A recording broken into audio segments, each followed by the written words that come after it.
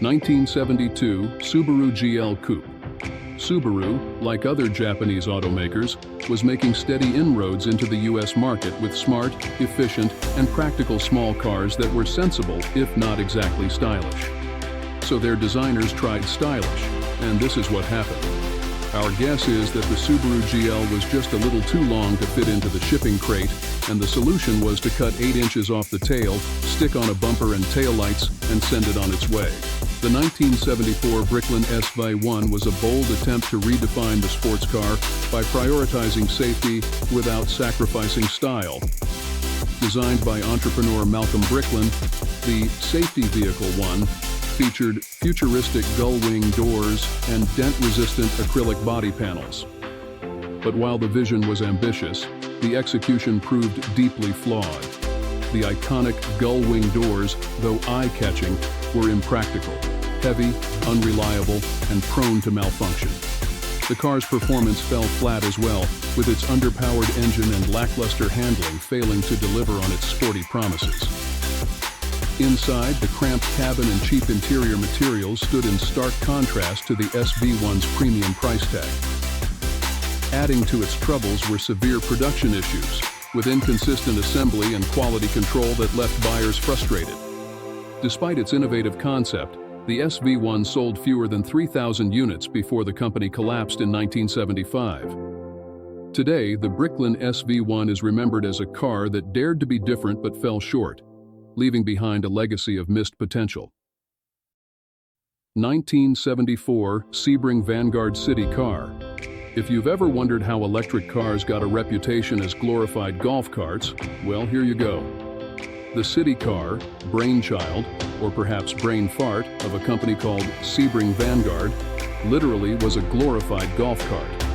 With a 2.5 horsepower motor, later upgraded to 6 horses, and a wheel chock-shaped body that must have cost tens of dollars to design, it had a 40-mile range and could accelerate to 60 miles per hour in 6.2 seconds.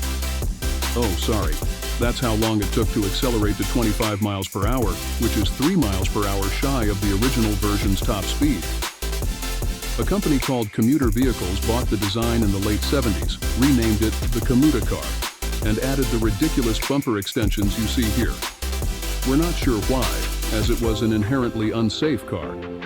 Every time they got in, the driver risked dying of embarrassment.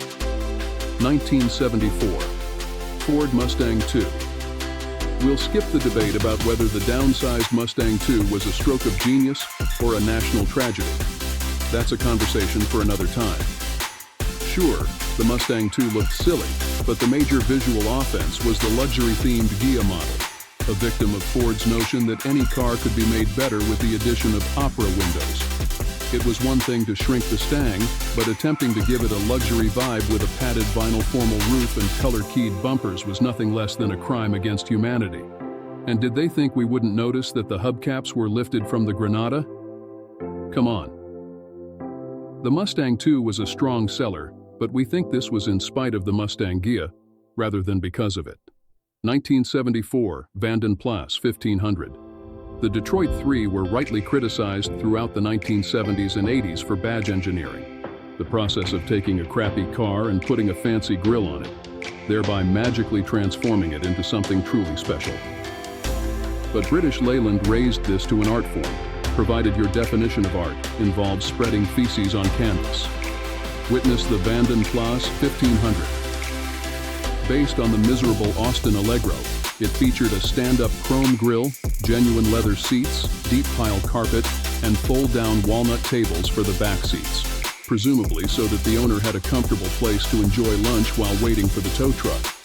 For this, British Leyland charged nearly twice as much as the Allegro.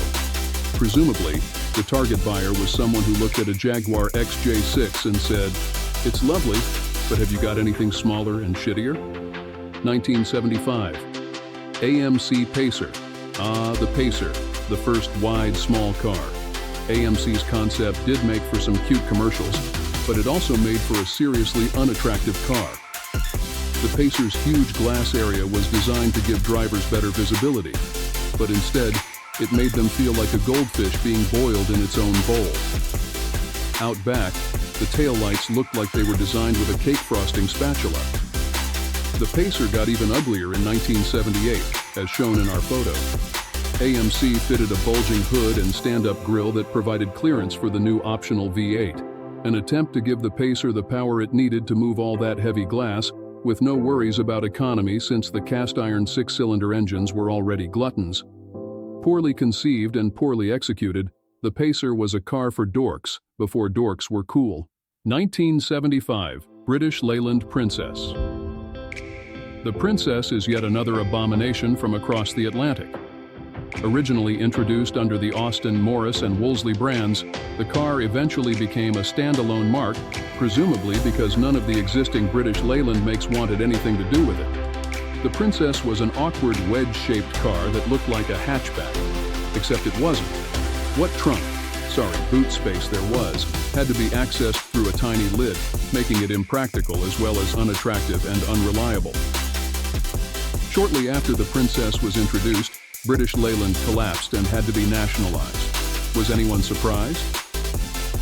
1977 Datsun 200SX. By the late 1970s, Datsun, later Nissan, had earned a good reputation in the United States thanks to handy little economy cars like the B210 and 510, and brilliant sports cars like the 240Z. And then this happened. The 200SX was a rear-drive sports coupe with a 2-liter engine and a grille apparently influenced by an electric shaver.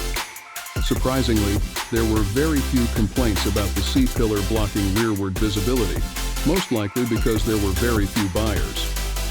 The 200SX was too slow to be sporty and too thirsty to be thrifty. What it was best at was rusting, something it did with admirable rapidity and enthusiasm. The end result? Few are left to assault our eyes today. 974. Volkswagen 412. The 1974 Volkswagen 412 was Volkswagen's attempt to elevate its Type 4 series into the luxury segment. Unfortunately, its long, sloping nose and awkwardly bulky rear created a silhouette that was anything but appealing. Unlike the timeless charm of the Beetle, the 412 felt uninspired and clunky, a far cry from what buyers expected. Mechanically, it didn't fare much better. Its noisy, air-cooled engine and overly complex suspension made for a less than smooth ride. Paired with a cheap interior that pretended to be premium, the 412 struggled to justify its price. Sales were predictably poor, and the 412 was quietly discontinued soon after, remembered only as a misstep in Volkswagen's otherwise successful lineup. 1976.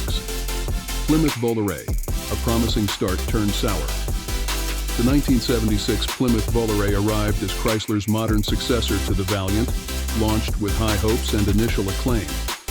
Its smooth ride, contemporary design, and bold advertising created early buzz, making it seem like the perfect blend of style and innovation.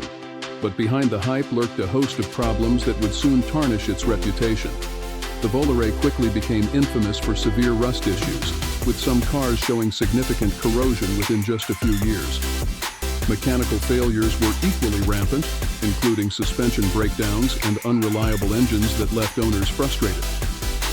Inside, the cabin fell short of expectations, with flimsy materials and poor assembly undermining the car's promise of refinement. Though it started as a sales hit, the Bolloré's rapid decline in quality doomed its legacy. Once hailed as Chrysler's next big thing, it's now remembered as a textbook example of unmet potential. A car that couldn't live up to its own ambition.